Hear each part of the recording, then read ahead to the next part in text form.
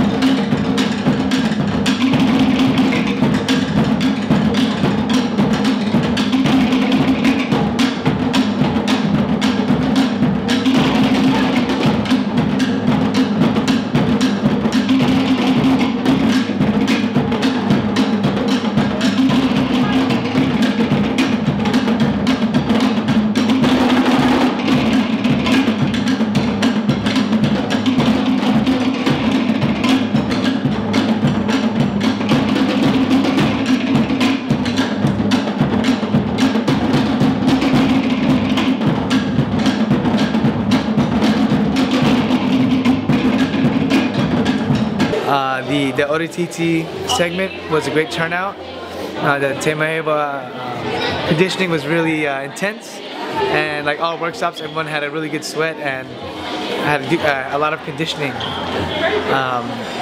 As far as Te Maeva, thank you guys so much for doing that and blessing us with your teachings of Orititi. Maruru.